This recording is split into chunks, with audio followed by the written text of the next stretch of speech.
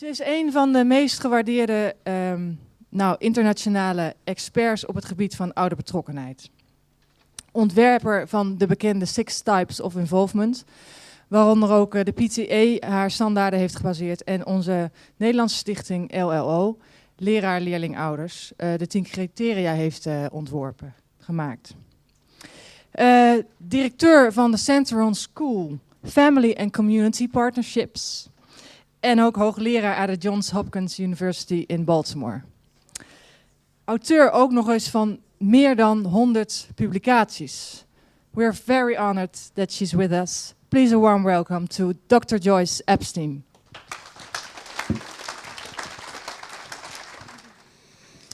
First, I'd like to thank CPS for inviting me to come to talk with you, and my hosts Peter de Vries and Harry Cox, who just went off to translate for people.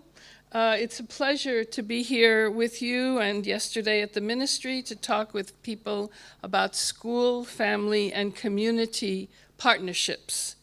On Google Translate, it says school, familie, en gemeenschap verbinden.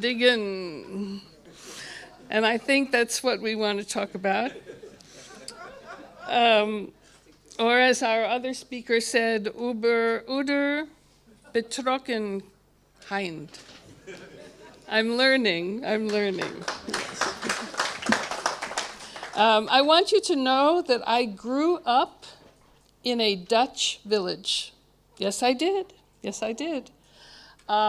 In New York City, the Dutch settled in the 1600s, early in the 1600s, and my first research project in high school, secondary school, was to study the history of our town, our village, and it was called Vlissingen. You know it now as Flushing, and you might know it from the US Open Tennis Championship in Flushing Meadow, but it is history Vlissingen.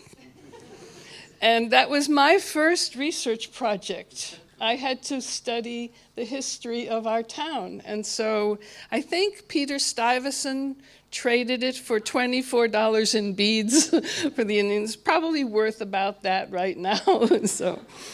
So today we're going to talk about partnerships and new directions. I call this talk Then and Now. And what I would like you to do as we go through this little story, then and now, is a little history of how things have changed on school, family, and community partnerships since I started to do work on this topic. And my colleagues and I started in 1981. We studied elementary schools and middle schools, that's 6 to 8 grade in the United States. Then secondary schools, high schools. Then we studied districts, what you call school boards, and state leaders. And in 1996, we said, look at all we've learned. We can now open this topic up to anyone who would like to apply research-based approaches to good programs. We learned a lot. What did we learn and how can people use it? And so in 1996, I started what's called the National Network of Partnership Schools. We invite schools, districts, states, and even some ministries in Canada to join our center, the Center on School, Family, and Community Partnerships at Johns Hopkins University, to use our methods, to learn from my staff, and then we, in turn, learn from them, because you can learn from what happens out in practice. And so it really is a two-way kind of street. We can help with research and research-based tools and materials, but we learn from the different communities and the different schools and the different levels and the different policy levels that use our work. And so this has been going on since 1996, We're 16 years old as a district. We work with about 800 schools across the country, in Canada and a couple in Australia, and 95 districts or so, 12 state departments like your ministry, who want to use research to go in a better direction than the old way. Then is the old way, now is the new way. So we're going to tell that little story of the old way and the new way. First, we want to start with where everybody starts from on school improvement. So I ask you to think of the schools that you know, that you work in, that your children are in. Again, you stood up before. I saw how many were here as principals. How many were principals? Just wave. Excellent. You are critical to this task. How many are teachers? And how many are other professionals again? And then how many are here as parents? Excellent. And you are critical to this task. How many of the professionals who raised their hands also are parents? And sometimes we forget that we and they are not we and they, we are we. And we are partners, and so we have to think about this. But we start by looking for good schools. Everybody all over the world is looking for good schools. And so let's take a look at what you and everyone else is working on. We say, what do we mean by a healthy school? I'm a sociologist. I don't like people to hold that against me before you get to know me. But we mean a safe, nurturing place.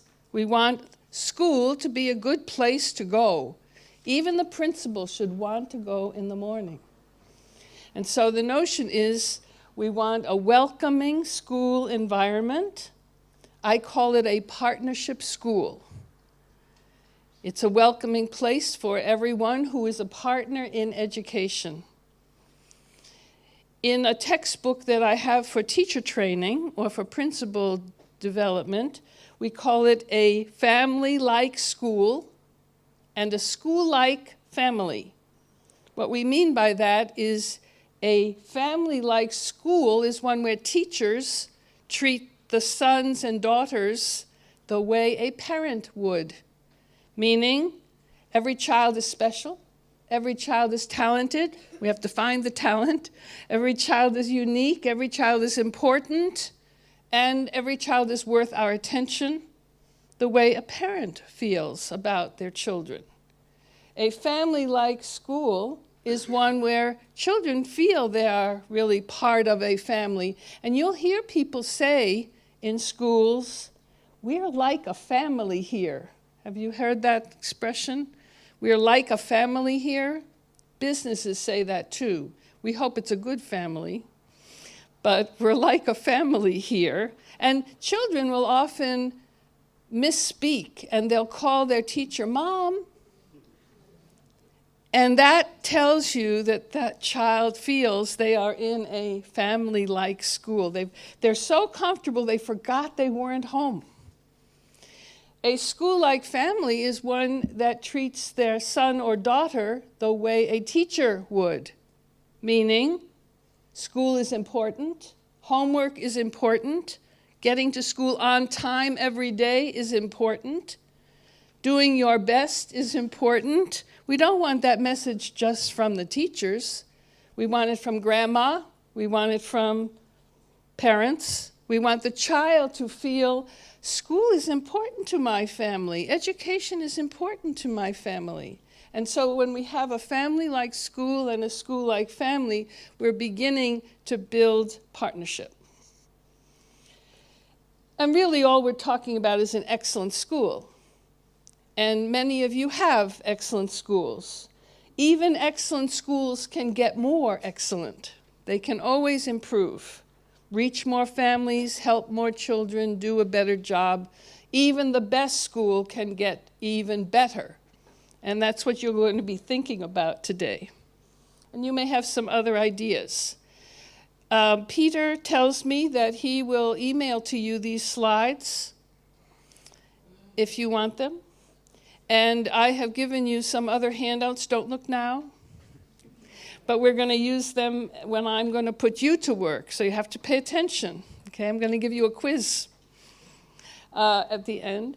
But the idea is that you'll have this information. So for today, you can write down any questions that you would like to ask about what you hear. And at the end of the day, Peter and Harry are having a forum, and Mirta having a forum, and you can ask questions at that time. So write down your questions, save them throughout the day, and you'll hear other good sessions. And then we'll get back together again at the end of the day to figure things out for your school. Okay, well, having a safe and nurturing place is not enough anymore.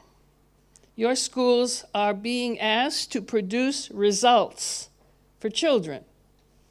And I'm assuming that that's true in the Netherlands too. What results are you trying to produce in your schools?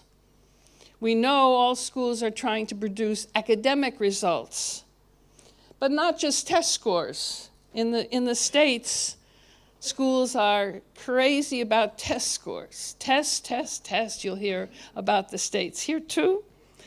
I see. Well, you see, I put an S on achievements because there's more than test scores that are ways that children show achievement. They have, we can tell anyone you like. The notion of doing your homework is an achievement. Learning your talent and building your skills in another area is an achievement. So we want to keep that S on achievements. We also know places all over the world now, because we have a competitive economic environment, are trying to improve graduation rates, lower dropout rates, especially in our urban areas where this is a serious problem. So we have many kinds of academic results. We want students to be college and career ready. That's the buzzword in the States, college and career ready, meaning they have plans for the future to be young adults in some positive direction. And frankly, by my opinion, you do a better job of that here. In certain ways through your vocational line of training. But that can improve too. We know that academic results are not all that's on teachers' or parents' minds. They want their children to be healthy. Attendance is a health outcome. It's very important. And schools all around the States are throwing out their soda machines and throwing away their snack machines and making better lunches and checking the trash at lunch to see what children eat or don't eat. Away go the snacks and the junk food, and in come chefs to cook lunch. Actually, that's happening in some places. And I just beg people, please allow a cupcake in now and then. Please let a cupcake in the school, even when we're working on health and nutrition and exercise. Cupcakes are okay once in a while. But even that's not enough. We want to think about emotional growth and health, about ourselves, self-esteem, self-confidence, and particularly in the United States and here is the interaction of diverse children with diverse backgrounds, different languages, different cultures, different racial groups. We have to all get along, so to speak. And this is an important outcome, to be ready for a multicultural society, which everyone will meet. And how we do that is very important. How the parents feel about their differences and how the children appreciate others is an important outcome. These are outcomes that you're trying to produce in your schools. So what do we say? How do we get to these excellent schools that produce those outcomes in a welcoming environment? We know we want excellent schools, we want strong families, and we want healthy communities. This represents, in a very popular version, a cartoon version, my very deep and difficult theoretical background. The theoretical background I call overlapping spheres of influence. And we ask, where do children learn and grow? They learn and grow at home, at school, and in the community. That's a social fact. We can't do anything about that. But there still are people who treat this as if when we bring people together, then we can have our children successful. But there still are people who say, if the family would just do its job, we could teach these kids. If they would just send us children who are ready to learn, then we could do a better job. Those are sentences of separate spheres of influence. You do your job, I'll do my job. But what we learned in our data is that leaves children out in the middle of nowhere. And what we know is that our data show that if we bring the family, the school, and the community together, overlapping spheres of influence, the place where you see the overlap, that's our partnership space. There still are places that families are not overlapping. Families do some things on their own. Schools do some things on the communities, do a lot of things on their own. But the overlapping space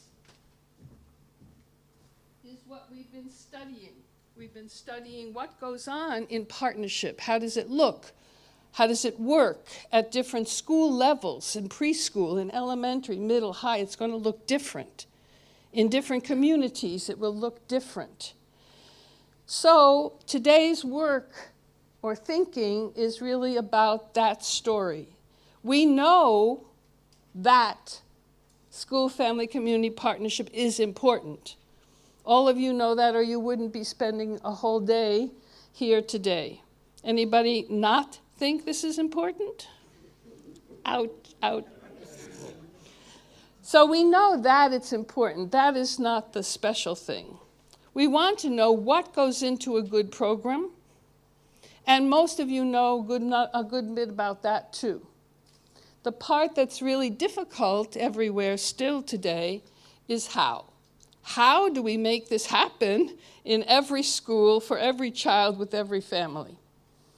And so the notion that it's important is not news anymore. And even the what, you heard your Minister of Education talk about activities that were successful. Every school is doing some successful things. And you know that you have some things happening in your school that are really very good. And that's fine. That's been happening since time began. But how to sustain a program, how to reach every family and not just a few, the harder to reach family is what the how-to is about.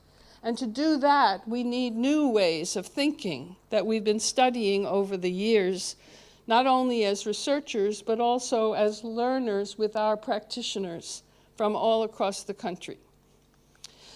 So everything has changed since I started to do this work. We used to call this parental involvement.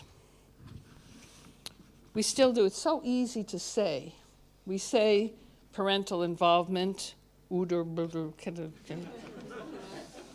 but we mean school, family, and community partnerships. When we say parental involvement or parent involvement, we put the burden on parents' shoulders. Parents should do. Parents are important. Parents should, would, could, must. But when we say school, family, and community partnerships, we mean the school has a role to play, the community has a role to play, families have roles to play in helping every student reach full potential. And we have to work together. We don't just say, you should do it, you must get involved, you could be engaged, and if you're not, that's your trouble.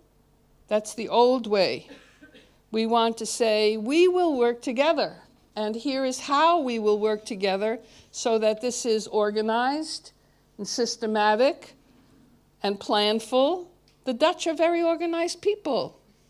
We have to organize our programs in the same way.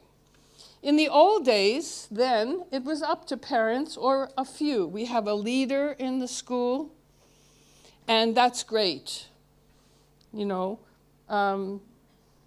Mr. Cox, who's in the other room translating, is a fine leader. He's a good parent. He's involved. But what about the other 200 parents in the school? So now we know that this has to be organized, part of school organization.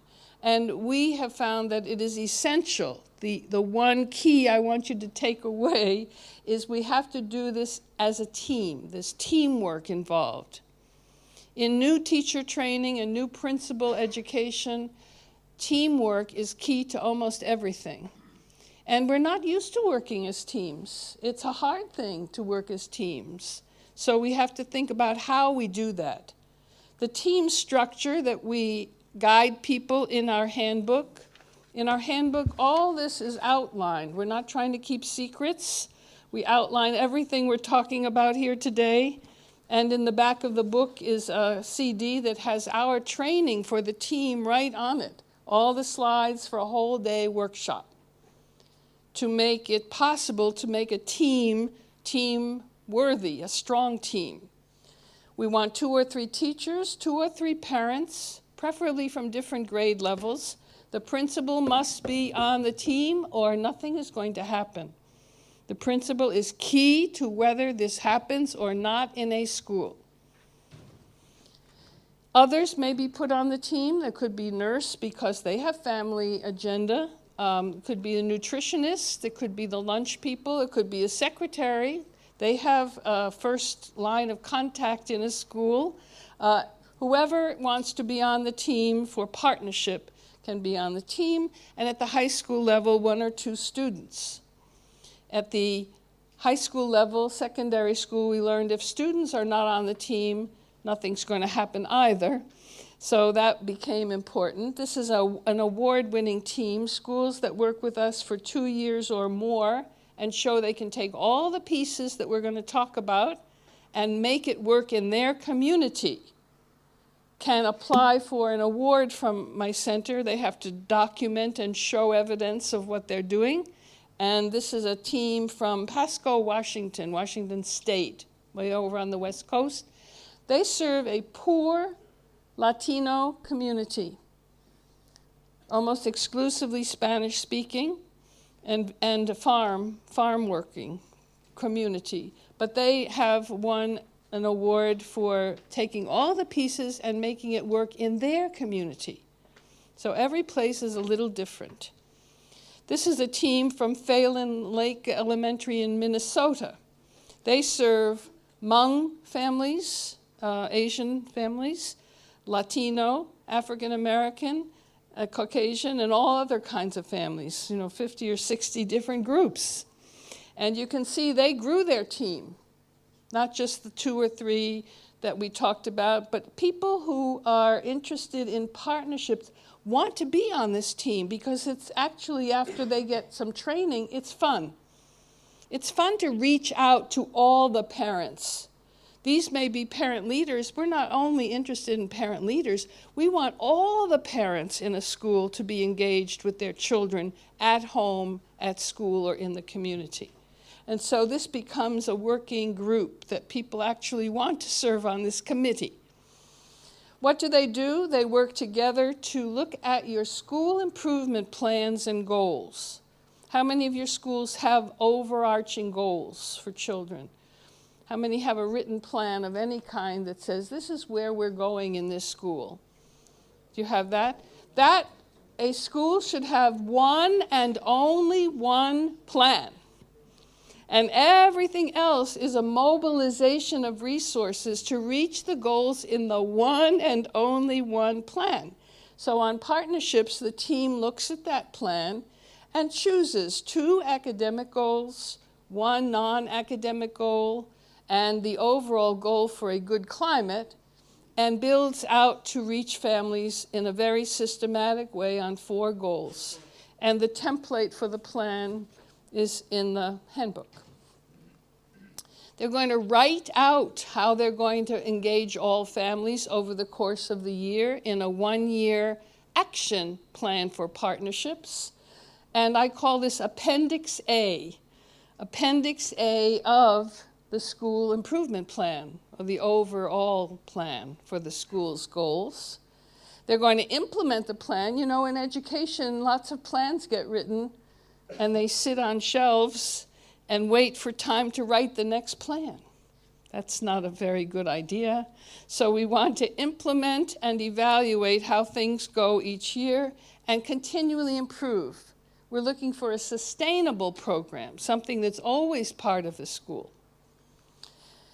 The structure is like this. Your council has a committee for action, the action team for partnership, and the action team may pick the 4 goals, 2 academic. My school may say reading and math. Your school may say writing and science, or history and post-secondary planning academically.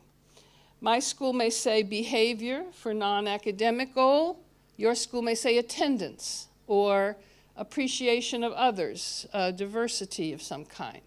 And every school should have one section of the plan, one page of the 4-page plan for climate, making a good, welcoming place. Because you can't ask parents to get involved in reading, math, and other things if they don't feel the school welcomes and values them and respects them. 2-way directions. So that's the structure. In the old days, this was off to the side. We have the real school improvement, curriculum, instruction, assessment, and then if we get around to it, maybe we'll get to families. That's the old way. The new way is this is part of school organization. And we use a framework of 6 types of involvement, which you heard reference to. It has to be goal-linked. People are very busy these days. Parents are busy. Teachers are overwhelmed. Principals have too much to do. Principals are the hardest job in the universe. And we want to be efficient in how we want to involve parents. So what we ask them to do is going to be worthwhile and part of school improvement. Okay? So the framework of 6 types of involvement, which is on our website, and you'll have in your handout, don't look now, you have our website at the end there, and you can read all about it. We don't have time today to go through this in any detail, but the framework has 6 ways that parents can be involved as schools make their plans. They choose activities so parents can be involved at home or at school. You don't have to have everything in the building. Everything doesn't have to be counting bodies in the building. Things can happen in other places too. So type 1 is parenting, which has to do with child and adolescent development. How do parents know what it means to have a high secondary school child? They just went through elementary school, primary school, and now all of a sudden they have to choose a direction or choose a school or choose a life. And we need to have information so that those choices are sensibly made. Type 2 are all the communications that you use in your school. Every school does type 2 right now. Parent memos and notices. Some people now use e-lists and email. You heard Facebook is now on for schools for parents who have that access. Parent-teacher conferences and all the things that we send home. We do a pretty good job of sending things home. But we also want to be able to have 2-way connections. So all the types of involvement have 2 directions. It's not the school telling parents what to do. It's the school and the parents figuring out the goals for children and helping each other help the child. Okay? Type 3 are volunteers. We want you to think of volunteers in the school, volunteers for the school that could happen anywhere, and to stretch the definition one step further to audiences. If you invite parents to sports activities, band, orchestra, chorus, assemblies, awards, special things, they are volunteering their time to come to your school to support children's learning and activities. We have some schools, for example, that have a little credit card, much smaller than this. When parents come to an audience, to be the audience, they get a little punch in the card, and if they get 6 or 7 punches a year, they get invited to the luncheon for the volunteers, because they're volunteering their time. And so when you say, how many volunteers do you have? You may have many more volunteers than you think, if you can stretch the definition a little bit. And you'll see in our handbook that we stretch each definition so that you can get it in a new way. Type 4 is very important. Learning at home has to do with homework. The most calls we get is, how do I help my child at home? Because many parents work full or part-time during the school day. They are not coming to your school often. They are at work. I always joke, I couldn't go to my son's workshops at the school. I was out in the world talking about parent involvement. And you can't go to your children's workshops or meetings. You're in school helping other people's children. And so we have to get a handle on what we're talking about. But all parents are caring about homework. What is homework? How do I help with homework? And when you hear people say parents should help with homework, they do not mean all parents should teach every subject that you teach in school, at every grade level, at every ability level. You're supposed to know everything to help your child with homework. That's crazy. And so we have a process for, you'll see on a slide later, for interactive homework, where the teacher designs homework so that the child shows and shares and demonstrates what they're learning in class to the parent. The child is actually being like a teacher to show, share, and demonstrate, so the parent learns what you, the teachers, are doing in school without thinking they're supposed to know how to teach every subject, which is crazy. So we have to change the design of homework so that kids will actually be able to communicate with a parent at home about the work they do and get a pat on the back for, children these days are doing very hard work in school. It's hard. We just went through 6th grade, 7th grade, and 8th grade math department development with teachers. 6th, 7th, 8th grade math is hard. And it really takes a bit for the child to show and share and demonstrate. And we cannot expect parents to teach every subject at home. That's silly. Type 5 decision-making has to do with the voices of parents on committees, including this committee, the Action Team for Partnerships. And type 6, collaborating with the community. I've heard in the last couple of days in the Netherlands, almost as if the community is treated as something separate. The community is part of a partnership program, school, family, and community. And we reach out to use community resources to help youngsters do better in school. Then community becomes part of the program, part of the story. Every type of involvement has challenges to reach. In the old days, these were called barriers. You'll hear people still today say, what are the barriers to parent involvement? 2 bad words. We don't say barriers, and we don't say parent involvement. We say, what are the challenges to school, family, and community partnerships? In the old days, people meant, we have differences in our school. We have people from different cultures, and they don't speak English at home, and the mothers work during the school day, or they're mobile, or they're homeless. What are these people? We cannot get through to these people, or those people, usually. This is a deficit model, a deficit argument. Those people can't, won't, don't. We don't say that anymore. We have a book we do every year that's on the website, and you can check it out. The new one just went to the printer for 2012, called Promising Partnership Practices, where the schools we work with know these barriers are not barriers, they are realities. We can't do anything about that. We have schools with different races, cultures, languages, backgrounds, socioeconomic status, all kinds of differences. And in these books that are on the web, every year about 100 get chosen from across the country to show how our schools are addressing these barriers as challenges to engage all families in better ways. This is a strengths model. We say all families have strengths, we just have to find them. And when we find them, then we have solutions. And when we have solutions, we don't keep them secret. We want to share them.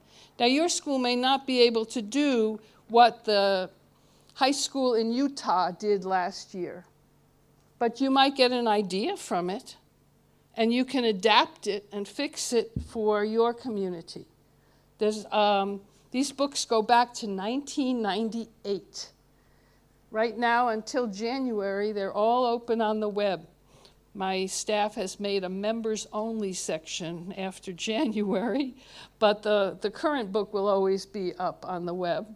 There are 1,200 good ideas on the web going back to 1998. So if you hurry and look, you can see all of them. In the old days, this was a kindergarten story, preschool. Now we have dissertations that go all the way through high school. Families that stay involved and know what they're doing through high school help their youngsters move on in life. And so we want to reach more of those families. Some families, after preschool or elementary school, say, I don't need to be involved anymore. My children are growing up. And so they say, I can't be bothered. I'm going back to work. I'm busy. I have younger children. That is not what happens for the successful students in your schools. Their families stay involved all the way through with age-appropriate activities. When we were doing our high school studies, we had parents who said to us, if you could just pin the notices on the child's collar the way they did in kindergarten, maybe I would see a notice once in a while. Of course, that would not be age-appropriate. The high school student would not let such a thing happen. And so we have to think about what has to happen at each grade level. In the old days, these were school-by-school decisions. I would go into a school in Baltimore, where I'm from, Baltimore, Maryland, and they would say, I would see a good practice, and they would say, shh, don't tell anybody. This is our practice. Don't let anybody know. We don't want the district to know. We don't want the other schools. This is our practice. We found that's not the way to build programs and knowledge and possibilities.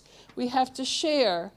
And not only that, we have roles that all levels of policy play. When we were at the ministry yesterday, the idea was, well, what should a ministry do? It's in one place here in Den Haag, and how can it reach? It can't reach schools. It's too far away. But what can it do? At the school district, that would be your school board, state organization are your businesses like CPS and the others who help schools. Everyone can have a role to press and assist, facilitate, we say, schools to do this work. At the district level, or your school board level, or your organization level, the CPS and the other companies that help schools, we want them to be doing two things. District level, school board level leadership, also at the ministry level, we have the same picture. But then the thing we add to their normal life is the direct facilitation of schools. And what we've learned in the last 5 years, we've had a grant to do studies for the last 5 years that was just recently published finally, that showed that when we have the external help to all the schools in a board or in an area, then all the schools move forward rather than just this one school over here and the one school over there. So we're trying to help build a culture of partnership. And that can be done when the school principals get a message, this is important, we'll help you do this work. in interesting and important ways. The goal for all of this is to reach results. And if I had one wish when you leave here and go off to your next session, be aware that we just spent time and we did not say this is a parent program. This is not a program about Ouders. It's not about parents. This is a program for student success. Who are your schools responsible for? You're not measuring parents. You're not getting test scores for parents. You're not trying to push along in life parents. You have enough to do trying to work with who? Who? Students. And so we want to mobilize resources for student success. In the old days, we actually measured parent outcomes. How many parents came to the workshop? Count them up. Oh, this time we had 10 more. Last time we had 5, now we have 10. 100%, we improved by 100%. That is not the point anymore, because some things aren't going to happen in the school. What we know is that we really have to think about linked practices. Are you working on reading and improving reading? How many are working on English, reading scores, literacy? Then we want to link family and community involvement in the plan for partnerships to reading, because then the teachers are working on reading, the families are working on reading, the community's working on reading. How many are working on math, improving math? Only a few? Everybody is working on math. So we want to link. We want to link the practices so that when we measure the student results, we have as many kids as possible getting those scores that they need to pass, to get, to go forward, to advance. And it's not magic. It doesn't mean do a reading night and you're going to improve all your reading scores. It doesn't work that way. But over time, we're telling parents, you're part of the solution. You're not part of the problem. You're part of the solution to the results we're trying to reach. We do that via action plans written down, so that we know what's happening in September, October, November, December, and on which goals with what kind of outreach. Here's one example that you can look at when you see the slides later on. We don't have time to go through this in detail, but this school was planning to write its plan and was mapping out how are we going to help families get involved with reading in elementary school. And so they're using the 6 types to pick what way will we focus on reading so parents know they're part of the solution. And they had workshops for young children's parents on how to read, parent-teacher conferences with the students, only about reading, not about everything. So they focused on the child's current reading and where they want to go in the next marking period, and how the family can help, and what the teacher will do, and how the student can help. Having the student in a parent-teacher conference is a very good thing, and it's almost essential starting after 4th grade. The child is the learner and needs to be part of the discussion, so to speak. We also, in Canada, they think they have invented student-led parent-teacher conferences. We do that now in the States as well, but the student actually conducts the conference with parents. And we've seen that from kindergarten through high school. Takes a little longer, but its impact is tremendous because the student is doing that conduct of the work, of the meeting. Having reading buddies, guest readers as a volunteer activity, having homework that links reading and writing, that the child is sharing what they read and write with a parent. Doesn't mean the parent is teaching reading or writing. The PTA or PTO doesn't just hold meetings, which are very boring, but actually links to the reading agenda with book swaps or sponsoring other activities, and donations from business partners of books either for the classroom or for children's home libraries. And there are many others that are in these books of promising partnership practices. All of these came from those activities.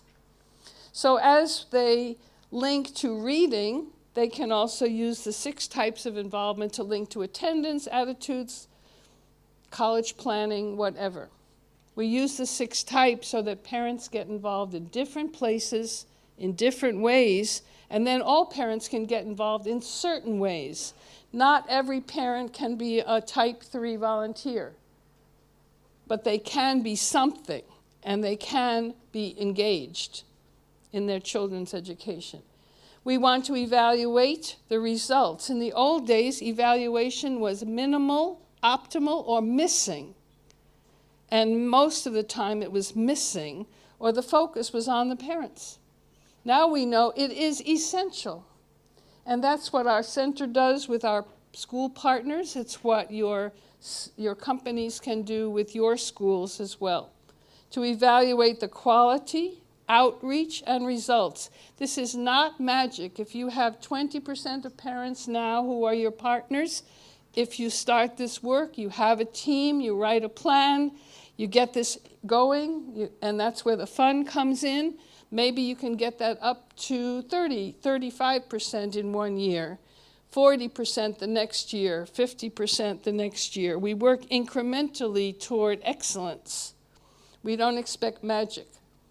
In the old days, this was the story of keep it secret. Now we know we must network to improve results. All of this today was about equity. Some parents are already involved. Some parents always have been involved. Someone at one conference told me, Joyce, do you know Plato talked about parent involvement? Fortunately, I was not alive when Plato was talking about parent involvement, but it goes back a long way. There always have been some involved. We're not talking about some, we're talking about all. That takes a little bit more work, more planning. And in the States, we actually have legislation that tells people to communicate with all languages, parents with all languages. And we have several hundred. I was in Amsterdam for 3 days before I came here, lovely, lovely place, and the canal boat driver tells the people there are 173 nationalities in Amsterdam. So you have this issue of diversity and outreach that is going to have to be tailored and customized and is critical for the success of the children in diverse families. Budgets have been changing from time to time. In the old days, budgets were not well allocated. There are funds for family involvement everywhere. They are hiding. And we must not only find them, but we must actually allocate them to the goal-linked activities in a plan. Then we have a purposeful program that builds capacity, meaning we're going to get better every year as we get smarter each year in how this works in a particular school, in your school, we hope. Okay, so in the short time, we spoke about many components, structures of the program that must be customized to your site. We talked about the principal's leadership. We talked about the definition of family involvement, school, family, and community partnership at all grade levels, with a team approach, using the framework of 6 types of involvement, linking to school goals, not just fluff. The example I gave yesterday was schools do something at home called Donuts for Dads.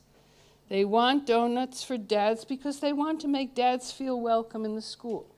Donuts for Dads adds pounds to dads. But schools are now designing donuts for dads featuring children's writing.